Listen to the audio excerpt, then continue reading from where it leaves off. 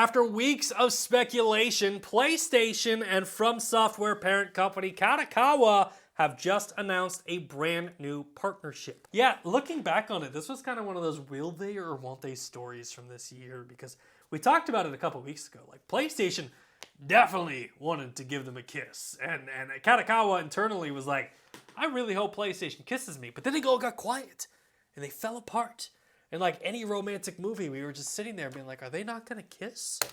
All of this sexual tension and they're not gonna do anything? Just kiss already. And then you know what happened? Like any true rom-com, the third act came. And the two individuals realized how stupid they were being, and they finally kissed. However, in this story, kissing is more like spending $320 million US, because that's exactly what PlayStation did. Definitely worth noting, this isn't a buyout.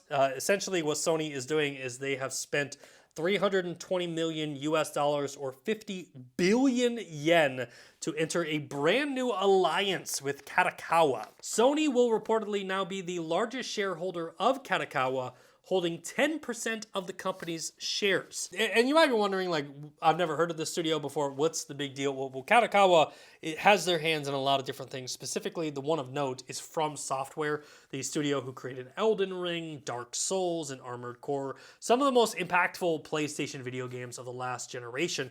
And look, I laughed when I heard the word alliance because it reminded me of like Jim Halpert and Dwight Schrute, where he's like, would you like to get into an alliance with me? And the answer is always, of course I will. But we did get some details about like how the alliance between Sony and Kadokawa will work. According to a press release, Kadokawa and Sony historically have collaborated on various projects. And through this capital and business alliance, intend to further strengthen our collaboration to maximize both companies' IP value globally and facilitate wider and deeper collaboration, such as potential joint investments in the content field, joint discovery of new creators, and joint promotion of further media mixes of both companies' IP.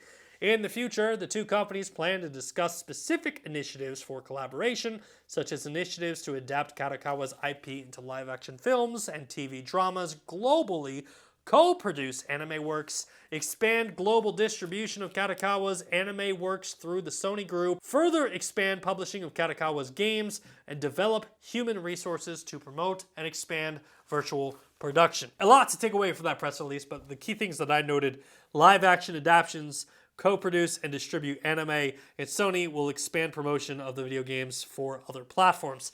Look, man, live action adaptions, I mean, immediately my mind goes to like Elden Ring, the movie. But I also think, like, because we are talking about like George R.R. Martin, that Elden Ring, the TV series, could have some legs. Dark Souls, the movie, makes sense. Oh, an Armored Core movie. Yeah, I'm in for that. Now, math was never my strong suit, but $320 million for 10%. I mean, what does that give us? A $25 billion valuation? I might be off there because I don't think they bought the full 10%. But either way, massive valuation for Kadokawa. And look, Sony gets to secure the future of their IP. I think that's a huge one.